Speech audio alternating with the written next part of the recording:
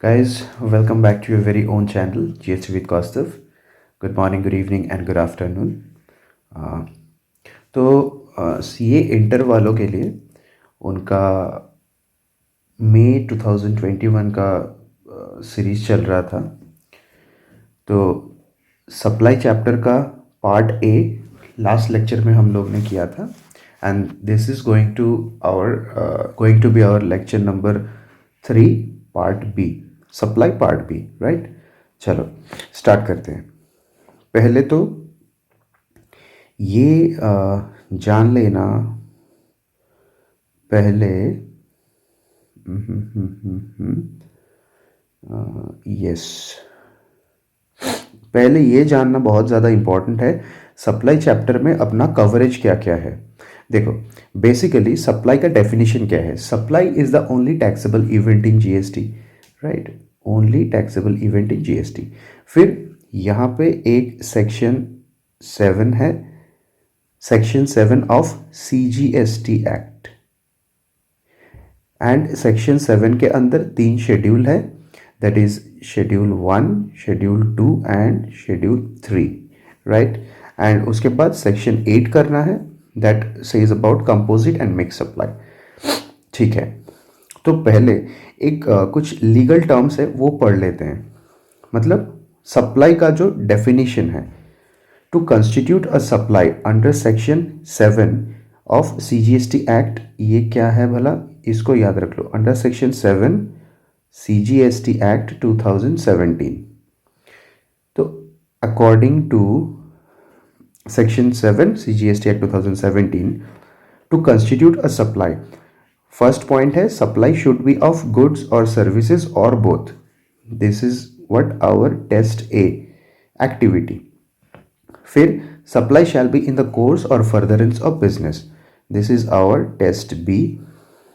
And third point is supply shall be made for a consideration, this is our test C, consideration and it should not be on FOC terms. FOC का मतलब है free of cost, free of cost, तो free of cost नहीं होना चाहिए, एक consideration रहना चाहिए, बिजनेस पर्पज में होना चाहिए, एक्टिविटी होनी चाहिए।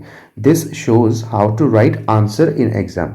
सो दिस इज लीगल टर्म्स जो है ना, this is basically definition of supply. फिर तो to constitute a supply this ABC test must satisfy, मतलब तीनों ही टेस्ट सेटिस्फाई होगा तभी हम लोग वो घटना को सप्लाई मानेंगे। फिर कुछ नोट्स है, जो इंडिपेंडेंट ब्रदर या फिर सिस्टर आएगा ना कोई भी यहाँ पे अपना जीएसटी में, कहीं पे भी इंडिपेंडेंट ब्रदर या फिर सिस्टर का बात होगा तो दे आर नॉट रिलेटिव। फिर ये पॉइंट बड़ा ही इंपॉर्टेंट है, इंपोर्ट ऑफ सर्विस। क्या, ये ध्यान से देखो, यहाँ पे 4 पॉइंट है। इंपोर्ट ऑफ सर्विस होना चाहिए, point number 1। Point number 2 is personal purpose में होना चाहिए। Point number 3 is import by an individual होना चाहिए, विदाउट कंसिडरेशन होना चाहिए। ये चारों चीज एक साथ अगर सेटिस्फाई होते हैं तब ये घटना सप्लाई नहीं माना जाएगा।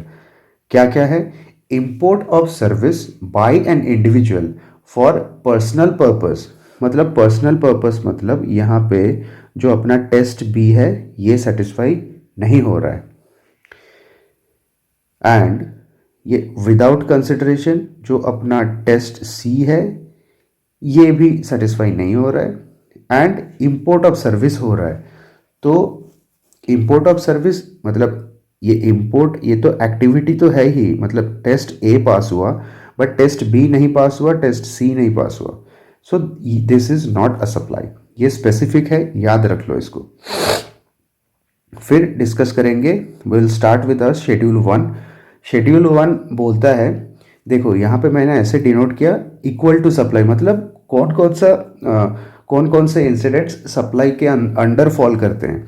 This is basically section 1, schedule 1 to section 7 of CGST act 2017। तो इसको दो पार्ट में सीखेंगे। एक तो जब विदाउट कंसिडरेशन है एंड दूसरा है एक फर्स्ट पार्ट है, ये अपना पार्ट ए ऐसे सीखेंगे विथ कंसिडरेशन, एंड जो पार्ट बी है इसको ऐसे सीखेंगे विदाउट कंसिडरेशन, जो एफओसी वाला केसेस है, राइट। देखो विथ कंसिडरेशन जहाँ पे है, यहाँ पे अपना एबीसी टेस्ट चेक करना है। ये जो पार्ट है, this is all about ABC test, right.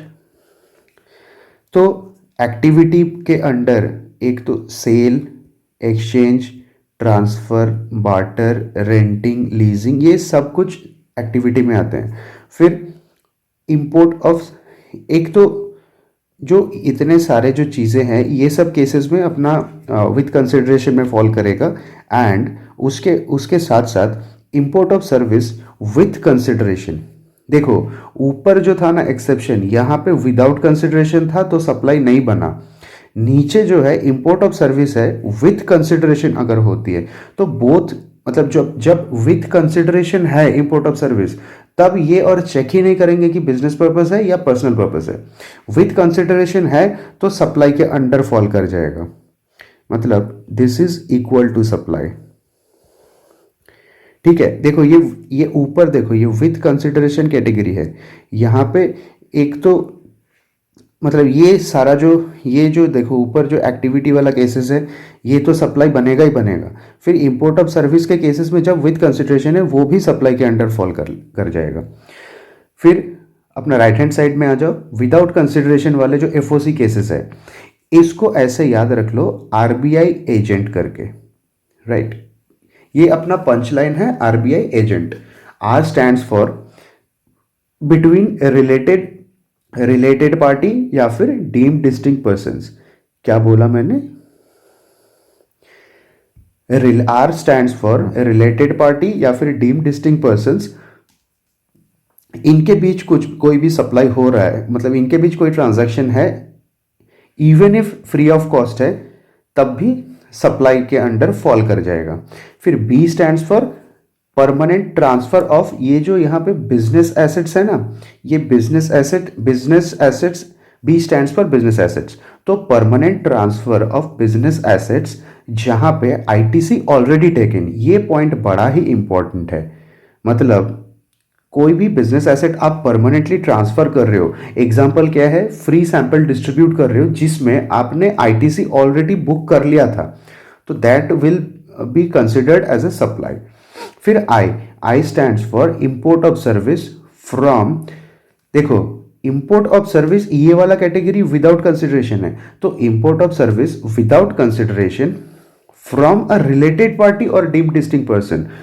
देखो इंपोर्ट वाला भी केसेस है ना जो विदाउट कंसिडरेशन है, अगर वो रिलेटेड पार्टी से है तब this will be considered as supply.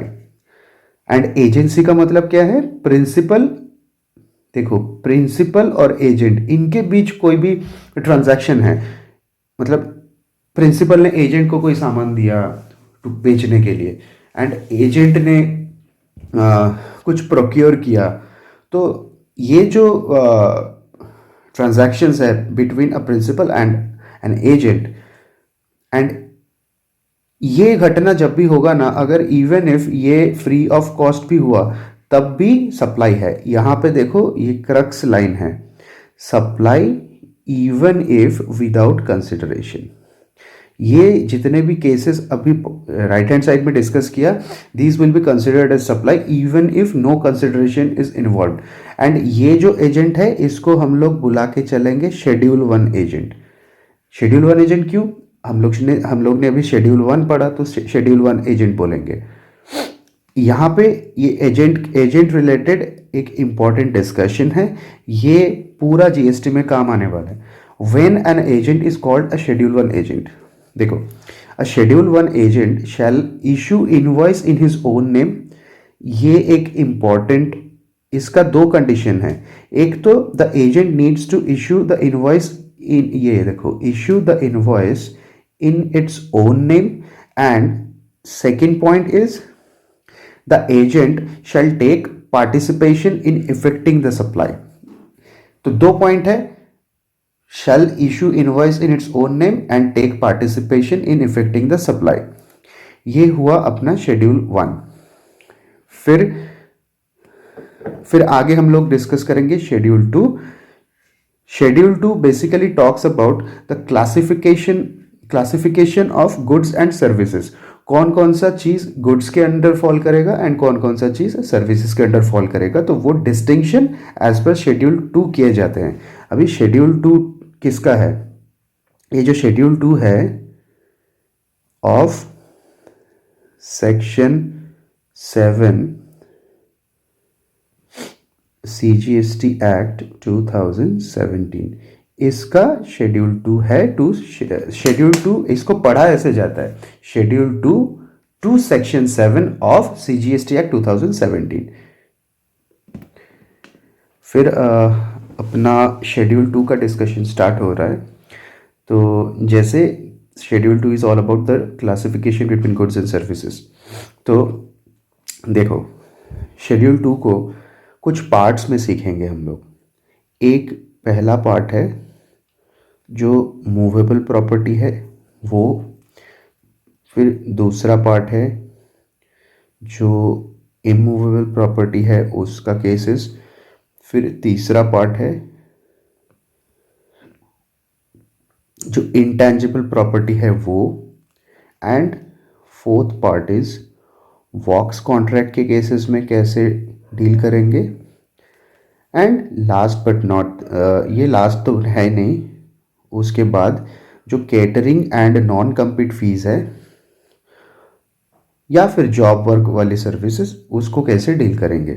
मतलब ये सर्विसेज माना जाता है या फिर गुड्स। देखो, जब इमूवेबल प्रॉपर्टी का बात होगा, इमूवेबल प्रॉपर्टी बोले तो लैंड, बिल्डिंग या फिर बोथ लैंड एंड बिल्डिंग। तो इमूवेबल प्रॉपर्टी के केसेस में जब रेंटिंग या फिर लीजिंग का बात होगा, that will be considered as a service. फिर sale of under construction property, जो अंडर कंस्ट्रक्शन प्रॉपर्टी मतलब before issuance of completion certificate, that is CC। तो completion certificate मिलने से पहले ही प्रॉपर्टी सेल हो गया, that will be classified as a service। and last, sale of completed building, जो completed property है, कोई फ्लैट बन के तैयार हो गया, उसका मतलब यहाँ पे क्या केस बन रहा है, आफ्टर कंप्लीशन सर्टिफिकेट रिसीव्ड, तो that is not a supply at all. यहाँ पे स्टार मार्क दिए देता हूँ, ये इंपॉर्टेंट है फॉर एग्जाम पर्पज। फिर इंटेंजिबल प्रॉपर्टी, इंटेंजिबल प्रॉपर्टी के केस पे यहाँ पे कौन सा कवर है, एक तो patent, goodwill, trademark, patent, goodwill, trademark, copyrights etcetera, ये सब चीज़ यहाँ पे कवर हो रहा है।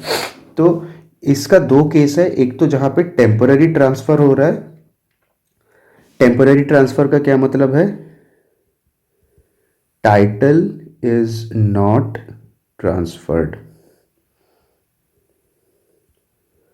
मतलब जो प्रॉपर्टी का टाइटल है वो टाइटल ट्रांसफर नहीं हुआ, only right to use transfer हो रहा है, तो वो सर्विस के अंडर क्लासिफाई होगा।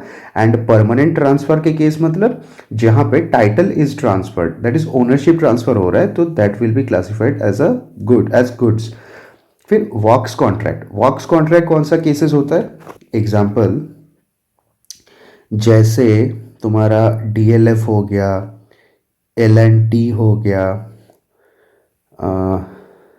फिर और कौन सा कंपनी है, गैमॉन हो गया, ये सब जो इंफ्रास्ट्रक्चर कंपनीज हैं ना, जो कॉन्ट्रैक्ट बेसिस पे काम करते हैं, रोड, ब्रिजेस, ये सब बनाते हैं। तो यहाँ पे देखो दो बेसिक कंडीशन है। पहला कंडीशन है, एक तो use of both goods and services to execute the contract, मतलब यहाँ पे गुड्स मतलब जो सीमेंट, रॉड्स, ये सब गुड्स, एंड सर्विसेज मतलब लेबर। तो गुड्स एंड सर्विसेज दोनों ही लगता है to execute these contracts, and where the resultant property is an immovable property. जो आपका रिजल्टेंट प्रॉपर्टी बन के तैयार हो रहा है, दैट इज अ रोड या फिर अ ब्रिज, अ बिल्डिंग, तो दीज आर इमूवेबल प्रॉपर्टी। तो ये केसेस में वर्क्स कॉन्ट्रैक्ट माना जाएगा, and works contract is always considered as a service. फिर केटरिंग हो गया। Non compete fees, non compete fees मतलब आप लोग डीटी में जो नॉन कम्पीट फीस पढ़ते हो ना, जो बीबी सर पढ़ाते हैं, जो नॉन कम्पीट फीस है मतलब नॉट टू डू समथिंग, वो देखो यहाँ पे 3 केसेस है। एक तो केटरिंग है, नॉन कम्पीट फीस भी है, एंड जॉब वर्क वाले केसेस, ये तीनों क्लासिफाई होते हैं सर्विस के अंडर। जॉब वर्क क्या होता है? जॉब वर्क मतलब यहां पे एक प्रिंसिपल है एंड यहां पे जॉब वर्कर है। मान के चलते हैं प्रिंसिपल का फैक्ट्री से जॉब वर्कर को कुछ गुड्स भेजा, फ्री ऑफ कॉस्ट भेजे जाते हैं। जॉब वर्कर यहां पे फर्दर प्रोसेस करता है एंड वापस इसको प्रिंसिपल के पास भेज देता है, वो भी फ्री ऑफ कॉस्ट टर्म्स। तो ये हो गया जॉब वर्क वाली सेटअप। यहाँ पे जॉब वर्क जो सर्विस, जॉब वर्क जो काम करके चल रहा है ना, this will always be classified as a service.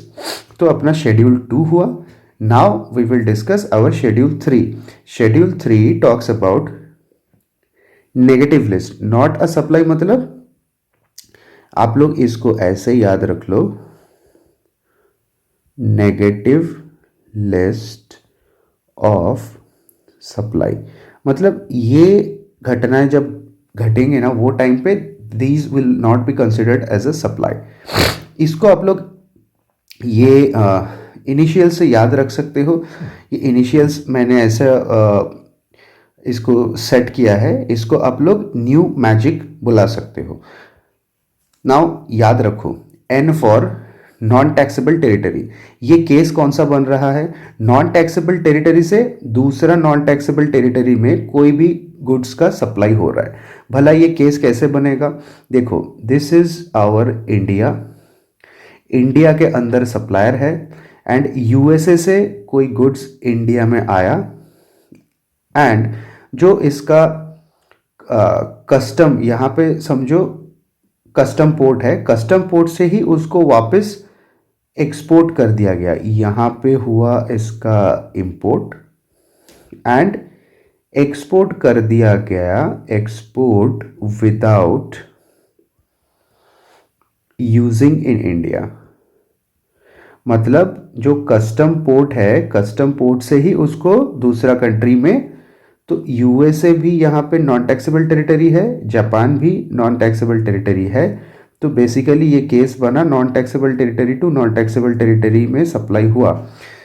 तो ये वाले मतलब ये गुड्स, जो गुड्स था वो बेसिकली यूएसए से जापान चला गया, ये अपना केस बना। तो एंटिटी टू एंटिटी वाला जो केसेस है वो एन से डिनोट होता है, and this is not a supply.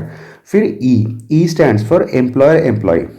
तो जो एम्प्लॉयर, कई बार आप लोग ऐसा देखते हैं कि एम्प्लॉय लोग जो सर्विस प्रोवाइड करते हैं उसका एम्प्लॉयर को, that will not be classified as a service because this is in connection with the employment.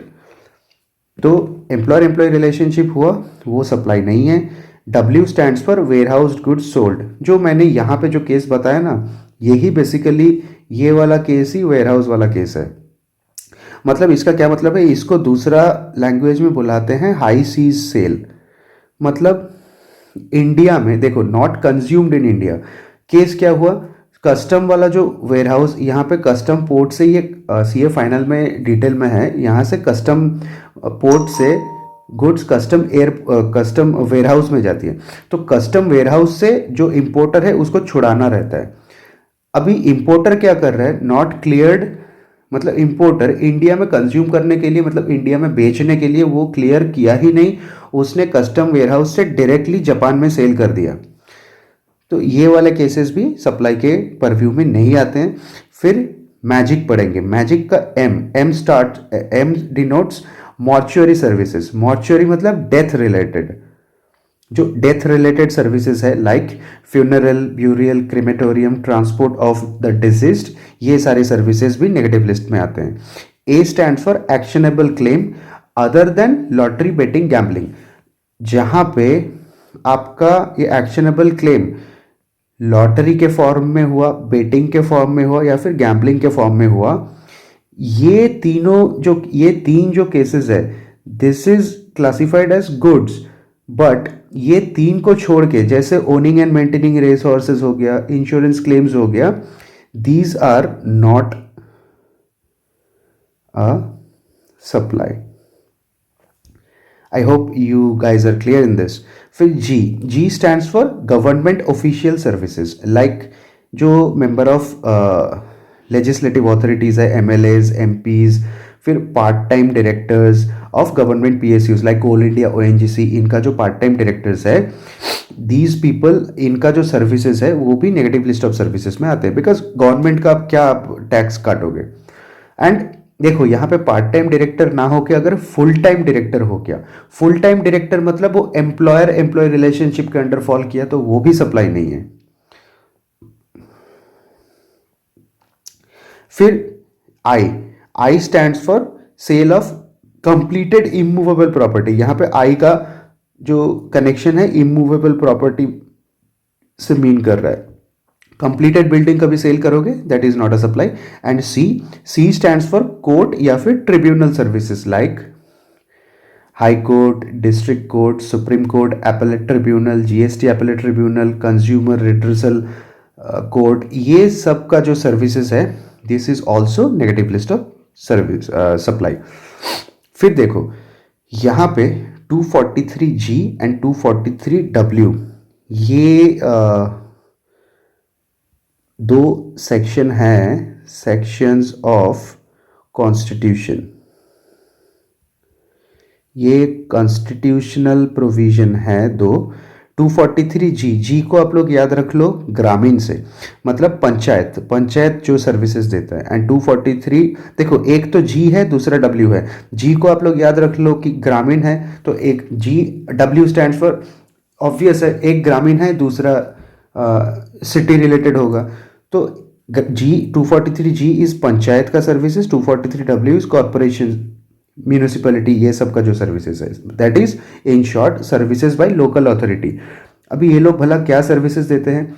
Maintenance, beautification for city dwellers, ये लोग जो सर्विसेज प्रोवाइड करके चलते हैं, this is also these services will fall under the negative list of service, मतलब GST यहाँ पे नहीं लगेगा।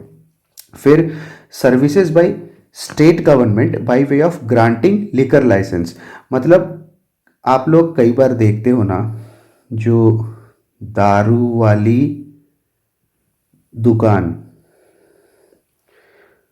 भैया मेरे को 2 बॉटल दे दो, वैसा जो दुकान है, तो services by central government by way of, ये जो लिकर लाइसेंस जब सेंट्रल गवर्नमेंट प्रोवाइड करते हैं, this is a service, because जो लाइसेंस होल्डर है वो उसका चार्जेस पे कर रहा है, तो ये जो सर्विस है इस पे जीएसटी एप्लीकेबल नहीं है।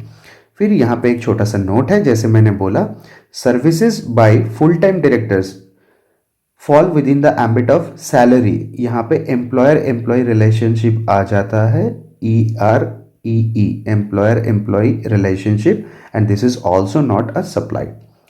फिर अपना नेक्स्ट सेक्शन है सेक्शन 8, जो डील करता है कंपोजिट एंड मिक्स सप्लाई के बारे में। मतलब कंपोजिट एंड मिक्स सप्लाई का कौन सा केसेस है, ये केस भला कौन सा है, पहले वो जान लो। मतलब ये सिचुएशन कब आता है, जो कंपोजिट एंड मिक्स का केसेस है, when multiple supplies are involved, जहाँ पे मल्टीपल सप्लाईज आर इन्वॉल्व्ड, वहाँ पे कंपोजिट एंड मिक्स सप्लाई की बात हम लोग करके चलते हैं, राइट? ओके, तो देखो यहाँ पे फर्स्ट प्रायोरिटी, अपना जो फर्स्ट प्रायोरिटी है that is composite supply check करेंगे। कंपोजिट सप्लाई में, ये कंपोजिट सप्लाई बनने के लिए हम लोग पीएनटी क्राइटेरिया को चेक करेंगे। P stands for principal supply, N stands for naturally bundled, T stands for two or more taxable supplies are involved। तो 3 क्राइटेरिया है। देखो प्रिंसिपल सप्लाई का क्या मतलब है, अभी जहां पे 2 और मोर टैक्सेबल सप्लाईज दिया जा रहा है जिसमें से one of the supplies constitute a principal supply. Principal supply बोले तो प्रीडोमिनेंट इन नेचर, मतलब फॉर एग्जाम्पल अभी एक गुड्स ट्रांसपोर्ट एजेंसी है, वो गुड्स ट्रांसपोर्ट एजेंसी जीटीए वाले जो सर्विसेज है उसके साथ साथ लोडिंग, अनलोडिंग, पैकिंग, ये सब एंसिलियरी सर्विसेज दे रहा है। तो अभी इसमें से प्रीडोमिनेंट नेचर का कौन सा है, वो जीटीए वाली सर्विस, बट ऑब्वियस है। तो जीटीए वाली सर्विस इस केस में प्रिंसिपल सप्लाई होगा एंड बाकी जो सर्विसेज है वो एंसिलियरी सर्विसेज है। तो दूसरा अपना क्राइटेरिया है नेचुरली बंडल्ड होना चाहिए, मतलब जीटीए ऐसा नहीं होना चाहिए कि जीटीए के साथ साथ उसने कुछ सामान बेच दिया, तो that is not naturally bundle, वो जबरदस्ती बेच रहा है।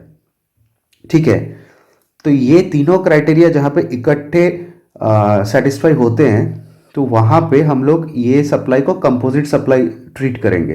एंड जहाँ पे कंपोजिट सप्लाई ट्रीट करेंगे वहाँ पे classified at supply of the principal supply, मतलब जो प्रिंसिपल सप्लाई बना उसका जो जीएसटी रेट है एंड उसका जो नेचर है, अगर वो प्रिंसिपल सप्लाई सर्विस है तो कंपोजिट सप्लाई भी सर्विस माना जाएगा। एंड वो प्रिंसिपल सप्लाई का अगर जीएसटी का रेट 28% है तो कंपोजिट सप्लाई का भी 28% माना जाएगा। तो यहाँ पे की वर्ड है as if it is a supply of the principal supply only, मतलब हम लोग ये मान के चलेंगे कि प्रिंसिपल सप्लाई का ही सप्लाई है।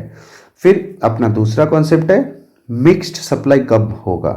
देखो मिक्स सप्लाई मतलब यहाँ पे पीएनटी, ये की पॉइंट है, PNT criteria is not satisfied, means not naturally bundled, no principal supply. तो ये वाले जो केसेस है classified as supply with highest rate of tax. इसका क्या मतलब है, देखो समझो ये एक एग्जांपल है, यहां पे देखो समझो मैं एक सेलर हूं, मैं एक पैकेज डिजाइन किया, उसमें कुकीज है, कुछ केक्स है एंड भुजिया है। तो कुकीज का जीएसटी परसेंटेज है 18% एंड केक्स का 10%, भुजिया का 28%। तो ये केस में आप लोग सोच के बताओ कि ये नेचुरली बंडल्ड है कि नहीं। देखो कुकीज, केक्स, भुजिया ये तो नेचुरली बंडल्ड तो है नहीं, ज़बरदस्ती आप एक पैकेट में उसको डाल के एक साथ बेच रहे हो, मतलब ये आपका पुश सेलिंग हो गया, तो नेचुरली बंडल्ड है नहीं, पीएनटी क्राइटेरिया सेटिस्फाई नहीं हुआ। अभी इनमें से आप किसी को प्रिंसिपल सप्लाई बोल सकते हो, नहीं, तो पी वाला अपना वो भी सेटिस्फाई नहीं हुआ क्राइटेरिया। तो ये वाले केसेस में जो हाईएस्ट रेट ऑफ जीएसटी होगा पूरा सप्लाई वही रेट में टैक्सेबल हो जाएगा। एंड जो देखो ये जो नेचुरली बंडल्ड है कि नहीं उसको कैसे जज करेंगे, according to the common market practice to be followed to decide, मतलब कॉमनली मार्केट में वो सारा चीज नेचुरली बंडल्ड प्रोडक्ट के हिसाब से बेचे जाते हैं या फिर अलग अलग बेचे जाते हैं, ये अपना चेकिंग का क्राइटेरिया है कि नेचुरली बंडल्ड है या नहीं है, राइट। फिर कुछ ये जो प्रिंसिपल एजेंट वाली रिलेशनशिप है उसको डिटेल में डिस्कस करना है। देखो यहाँ पे ये है प्रिंसिपल एंड ये एजेंट, ये थर्ड पार्टी है। पहले प्रिंसिपल ने एजेंट को सप्लाई किया एंड एजेंट ने थर्ड पार्टी को सामान बेच दिया। यहाँ पे केस कैसा बन रहा है, प्रिंसिपल इनवॉइस इशू कर रहा है, फिर एजेंट अपना उसके नाम पे इनवॉइस इशू कर रहा है। मतलब जो मैंने क्राइटेरिया बोला था शेड्यूल 1 एजेंट का, दो क्राइटेरिया, एक तो agent shall take part in effecting the supply and दूसरा है agent should issue the invoice in his own name. तो दोनों क्राइटेरिया सेटिस्फाइड हो रहा है, तो ये एजेंट शेड्यूल 1 वाला एजेंट है।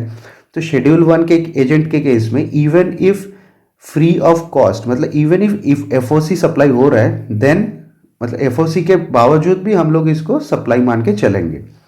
एंड जो दूसरा केस है यहाँ पे देखो डॉटेड लाइन में जा रहा है, प्रिंसिपल डायरेक्टली थर्ड पार्टी को सामान भेज रहा है and the principal is issuing invoice in his own name. तो यहाँ पे the agent is not a schedule 1 agent. तो जहां पे शेड्यूल 1 एजेंट का केस नहीं बन रहा है तो वहां पे देखो नॉट अ शेड्यूल 1 एजेंट, तो ये केस में अगर एफओसी सप्लाई कर रहा है तो नॉट अ सप्लाई। यहां पे सप्लाई तभी माना जाएगा अगर कंसिडरेशन है तो ही, राइट। यहां पे फिर से मैंने एक बार डिस्कस कर दिया है शेड्यूल 1 एजेंट कौन सा है। Agent issues invoice in his own name and agent takes part in effecting the supply.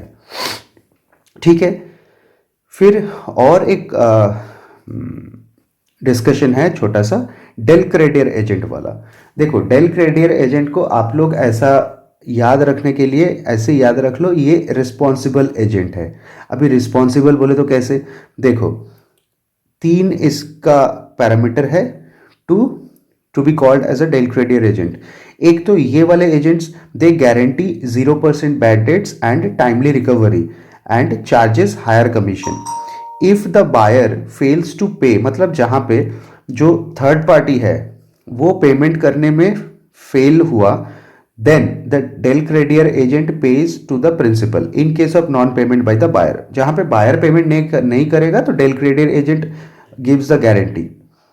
तो यहां पे 2 केस है, ये देखो ये हो गया सप्लायर, ये रेसिपिएंट। तो सप्लायर ने इनवॉइस इशू किया रेसिपिएंट को डायरेक्टली, एंड यहां पे जो डेल क्रेडियर एजेंट है ना, इसने रेसिपिएंट को लोन दिया and recipient del credere agent को इंटरेस्ट पे किया। यहां पे देखो केस कौन सा बन रहा है, the del credere agent does not issue invoice in its own name. तो यहां पे जो एजेंट है DCA is not a schedule 1 agent because invoice तो सप्लाई डायरेक्टली इशू कर रहा है। तो ये वाला केसेस में जो इंटरेस्ट चार्ज किया है डीसीए ने, which means the interest charged by the Dell Creditor agent will not be added to value of supply by the supplier। मतलब सप्लायर यहाँ पे जो इनवॉइस इशू कर रहा है ना, इसमें ये वाले इनवॉइस में जो वैल्यू ऑफ सप्लाई होगा, वैल्यू ऑफ सप्लाई के ऊपर हम लोग जीएसटी के परसेंटेज चार्ज करेंगे ना। तो ये जो वैल्यू ऑफ सप्लाई है इसमें ये जो डेल क्रेडियर एजेंट का जो इंटरेस्ट वाला पार्ट है, ये interest component will not be included. Further interest charge on DLA, DLA ये टर्म घूम फिर के बहुत बार आएगा, मैं पहले ही बोल देता हूं। डीएलए का मतलब मैं मीन कर रहा हूं डिपॉजिट्स, लोन्स एंड एडवांसेस। देखो further interest charge on deposits, loans and advances is exempt via exemption notification 12/2017। ये हम लोग डिटेल में और ज़्यादा सीखेंगे एग्जेम्पशन चैप्टर में। अभी के लिए आप लोग बस इतना याद रख लो कि जो DLA, deposit loans and advance के ऊपर जो इंटरेस्ट चार्ज होता है that is exempt in GST. तो डेल क्रेडियर एजेंट का ये पहला वाला केस डिस्कस किया। And now case 2। केस 2 देखो सप्लायर है यहाँ पे बीच में डेल क्रेडियर एजेंट है, ये रेसिपिएंट बैठा है। तो सप्लायर ने डेल क्रेडियर एजेंट को इनवॉइस इशू किया एंड डेल क्रेडियर एजेंट ने अपने नाम पे इनवॉइस इशू किया रेसिपिएंट को। यहाँ पे देखो जो रेसिपिएंट है इसने ऐसे इंटरेस्ट पे किया डेल क्रेडियर एजेंट को फॉर लेट पेमेंट, एंड वही इंटरेस्ट डेल क्रेडियर एजेंट जो है, डेल क्रेडियर एजेंट मतलब देखो रेसिपिएंट ने यहाँ पे डेल क्रेडियर एजेंट ने लोन दिया रेसिपिएंट को, रेसिपिएंट ने इंटरेस्ट पे किया ऑन लेट पेमेंट डीसीए को, एंड डीसीए जो पेमेंट है जो एज देखो DCA pays on behalf of buyer, क्यों दे रहा है एज गारंटीड। ये लोग डेल क्रेडियर एजेंट है ना, तो ये लोग गारंटी प्रोवाइड करते हैं in case the recipient fails then they will pay on behalf of them. यहाँ पे जो इंटरेस्ट ऑन डिलेड पेमेंट है this will be added in the value of supply. मतलब ये जो वैल्यू ऑफ सप्लाई है यहाँ पे interest will be included, right. And यहाँ पे एक छोटा सा पॉइंट और है, ये जो इंटरेस्ट ऐड होगा ना, ये रूल 35 के हिसाब से ऐड होगा, मतलब ये इंक्लूसिव ऑफ जीएसटी मानेंगे हम लोग इसको। अभी इसका मतलब क्या है वो एक बार सीख लेते हैं। रूल 35 क्या बोलता है, वैल्यूएशन रूल्स है, तो अपना वैल्यू ऑफ सप्लाई चैप्टर में डिटेल में है, बट उसके पहले यहाँ पे भी ज़रूरी है। तो देखो, amount received as interest for late payment, तो इसका वैल्यू ऑफ सप्लाई कैसे निकालेंगे? समझो, जो अमाउंट आपने रिसीव किया वो amount into 100 divided by 100 plus GST rate. तो यहां पे अगर हम लोग ये एज्यूम करते हैं कि जीएसटी रेट इज 18%, तो ये वाला पार्ट हम लोग डिस्कस अभी कर रहे हैं, ठीक है। तो ये निकालेंगे इसको कैसे, जो अमाउंट ऑफ इंटरेस्ट रिसीव हुआ वो into 100 divided by 100 plus GST rate. अगर यहाँ पे जीएसटी रेट 18% है तो 100 divided by 100 plus 18, that is 100 divided by 118 into the amount of interest received, ठीक है। तो यहाँ पे ये वाले केस में TCA constitutes a schedule 1 agent because invoice issue कर रहा है वो अपने नाम पे, and if this supply is made FOC, जहां पे शेड्यूल 1 एजेंट बन गया वहां पे अगर फ्री ऑफ कॉस्ट भी दे रहा है तब भी सप्लाई माना जाएगा। फिर यहाँ पे सीए फाइनल वालों के लिए मैंने कुछ बोल के रखा है एंड सीए इंटर वालों के लिए भी कुछ लिख के रखा है। तो सीए फाइनल वाले का तो आप लोगों का रेलिवेंट नहीं है। सीए इंटरमीडिएट वालों के लिए, do all your test knowledge questions given on ICI mat and please solve my CA Inter GST Tejas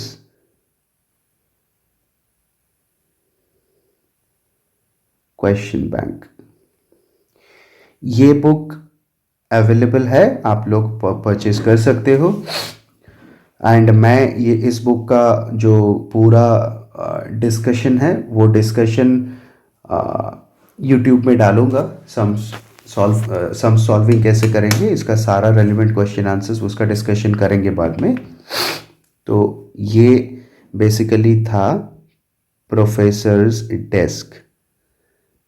ये आप लोगों का सिलेबस का पार्ट तो है नहीं, हर चैप्टर के बाद में मेरे को कुछ आप लोगों से कुछ रिकमेंडेशंस देना होता है, तो मैं ऐसे लिख के दे देता हूँ।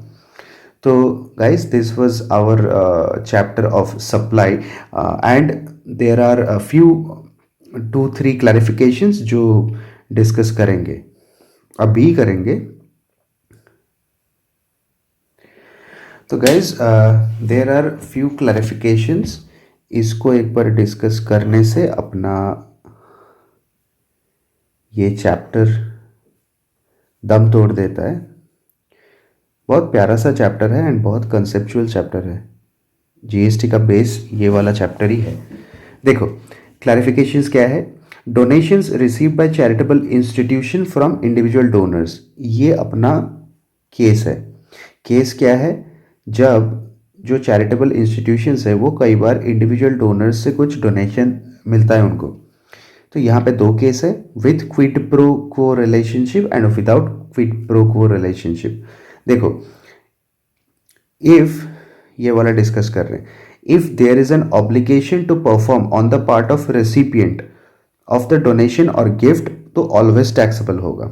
अभी इसका क्या मतलब है, जो चैरिटेबल ट्रस्ट है वो उसने जो डोनेशंस लिया, जो रिसीव किया, उसके बदले में अगर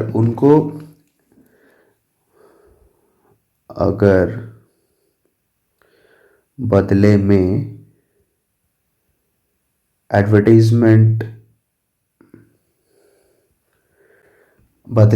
एडवर्टाइजमेंट दे रहा है, तो ये वाला ऑब्लिगेशन अगर है तब तो टैक्सेबल होगा। दूसरा पार्ट क्या है, जब विदाउट क्विड प्रो क्वो, क्विड प्रो क्वो का क्या मतलब है, गिव एंड टेक रिलेशनशिप। तो यहाँ पे स्टेप 1 में हम लोग चेक करेंगे if there is no obligation on the part of the recipient of donation. Now check, now step 2 में आएंगे। पहला तो देखेंगे कि ऑब्लिगेशन है कि नहीं। अगर ऑब्लिगेशन है तो सेकेंड स्टेप में चेक करेंगे, donation is made to a charitable institution and payment has the character of donation. एक तो डोनेशन का कैरेक्टर होना चाहिए एंड पेमेंट कर मतलब जो रिसीव पेमेंट का जो रिसीव कर रहा है that will be a charitable institution. And third अपना जो टेस्ट है दैट इज फिलांथ्रोपिक पर्पस। अभी फिलांथ्रोपिक पर्पस का क्या मतलब है, नो कमर्शियल गेन और नो एडवर्टाइजमेंट। तो ये वाला जो केसेस है यहाँ पे, if above conditions are satisfied then no GST. तीनों साथ में फुलफिल होना चाहिए। क्या बोला मैंने, जो रिसीव कर रहा है डोनेशन वो रिसीवर एक चैरिटेबल इंस्टीट्यूशन होना चाहिए एंड पेमेंट का जो कैरेक्टरिस्टिक है वो कैरेक्टर डोनेशन का होना चाहिए, डोनेशन नेचर का होना चाहिए एंड पर्पस फिलांथ्रोपिक होना चाहिए। मतलब एवं ही दे दिया, कुछ कमर्शियल गेन नहीं है, एडवर्टीजमेंट नहीं है। If above conditions are satisfied then no GST. ठीक है, एक एग्जांपल है, mister X donated a blackboard to X Y Z charitable yoga institution. X Y Z printed underneath the blackboard, मतलब जो trust है उसने black board के अंदर ब्लैक बोर्ड के नीचे ये लिख दिया है, good wishes from mister x. Now you decide. देखो यहाँ पे नो रेफरेंस और nothing has been mentioned of any business activity of the donor which otherwise would have got advertised। तो यहाँ पे कमर्शियल नेचर तो है नहीं, फिलांथ्रोपिक पर्पस बन रहा है, तो no commercial gain of the donor, philanthropic purpose है तो यहाँ पे जीएसटी नहीं लगेगा। यहाँ पे एक छोटा सा नोट है, art work sent by artist to art gallery. कई बार आप लोग देखोगे जो आर्टिस्ट लोग होते हैं ना वो अपना पेंटिंग्स आर्ट गैलरी में दे देते हैं, तो ये घटना सप्लाई नहीं माना जाएगा। बिकॉज जब वो देते हैं आर्ट गैलरी को तब कोई कंसिडरेशन नहीं आता है। कंसिडरेशन कब आता है, जब किसी को वो आर्ट वर्क वो पीस पसंद आ गया, वो डायरेक्टली आर्टिस्ट का नंबर दिया हुआ रहता है, आर्टिस्ट को कॉल करेगा, प्राइस पूछेगा, तब कंसिडरेशन का बात होगा। जब मियरली वो पीस क्या बोलते हैं, जब मियरली वो पीस वो आर्ट गैलरी को देते हैं वहाँ पे कंसिडरेशन नहीं है, तो इसलिए वो सप्लाई नहीं माना जाता है। फिर बिजनेस एक्टिविटी क्या है ये तो मैंने डिस्कस किया ही था, रिलेटेड पर्सन भी डिस्कस कर लिया हम लोग ने, deemed distinct person, stock transfer, clarification by ministry of finance, ये सब डिस्कशन अपना हो गया था। एंड और क्या बचा हुआ है ये चैप्टर में, गुड सर्विसेज का डिस्टिंक्शन भी पढ़ लिया था।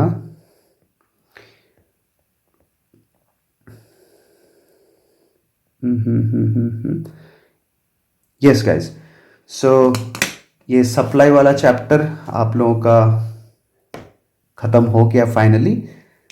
तो गाइज मैं हमेशा ये बोलता हूँ, पढ़ते रहो, आगे बढ़ते रहो and I hope you guys are really enjoying this lectures because मैंने काफ़ी रिसर्च वर्क करके ये जो नोट्स है, जो क्वेश्चन बैंक्स है, ये प्रिपेयर किया है आप ही लोगों के लिए, आप लोगों का मेहनत कम कराने के लिए। बिकॉज आप जब खुद से पढ़ते हो तो आप लोगों को ये नोट्स खुद से प्रिपेयर करना होता है and that requires a lot of time, right. तो मेरे अकॉर्डिंग टू मी तो टीचर का काम यही है कि आप बच्चों का काम आसान करो एंड आपका जो लेक्चर्स है वो एकदम सिंपल रहे, लूसिड रहे एंड इजी टू रिमेंबर भी होना चाहिए। तो गाइस हम लोग नेक्स्ट लेक्चर में मिलेंगे, तब तक के लिए bye bye, take care, love you all, bye. अरे बाय।